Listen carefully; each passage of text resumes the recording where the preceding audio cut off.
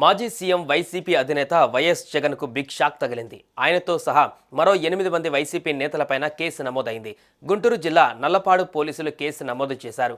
MLC ఎన్నికల code అమల్లో ఉందని అధికారులు హెచ్చరించినా పట్టించుకోకుండా గుంటూరు మిర్చి యార్డులో వైసీపీ నేతలు కార్యక్రమాన్ని నిర్వహించారు. దీంతో వారిపై పోలీసులు కేసు నమోదు చేశారు.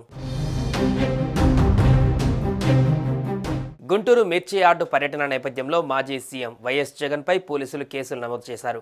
ఆయనతో పాటు మరో 8 మంది వైసీపీ నేతలపై కేసులు నమోదు చేశారు. ఎన్నికల కోడ్ అమల్లో ఉన్న వైసీపీ నేతలు యార్డులో పర్యటించారని పోలీసులు తెలిపారు. లేళ్ల అప్పిరెడ్డి, కొడాలి నాని, నందిగాం సురేష్, అంబటి రాంబాబు, పిన్నెల్లి రామకృష్ణారెడ్డిలపైన కేసులు నమోదయ్యాయి.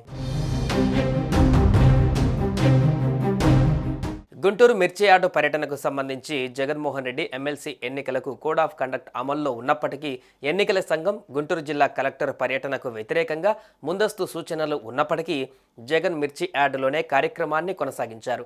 దీని తర్వాత గుంటూరు జిల్లాలోని నల్లపాడు పోలీస్ స్టేషన్లో కేసు నమోదైంది. ఈ కార్యక్రమాన్ని నిర్వహించడం ద్వారా ఎన్నికల సంఘం జిల్లా ఎన్నికల అధికారుల ఆదేశాలను ఉల్లంఘించారని ఫిర్యాదులో ఆరోపించారు.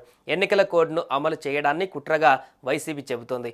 మేము ఆ ఎన్నికలలో అభ్యర్థిని నిలబెట్టలేదు, ప్రచారం చేయట్లేదు, కనీసం మిర్చి యార్డులో మైక్ కూడా వాడట్లేదని వైఎస్ జగన్మోహన్ రెడ్డి మిర్చి యార్డు పర్యటనకు ఎన్నికల కోడ్ వర్తించదని వాదిస్తున్నారు.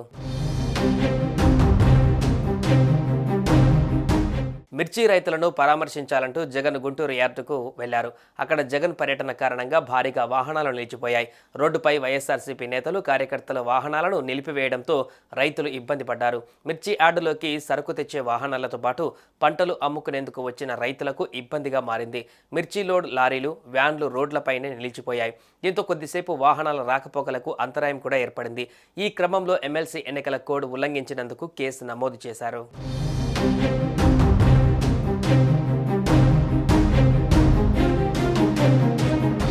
సుమన్ టీవీలో మీ పర్సనల్ అండ్ బిజినెస్ ప్రమోషన్స్ కోసం కింది నెంబర్కి కాంటాక్ట్ చేయండి.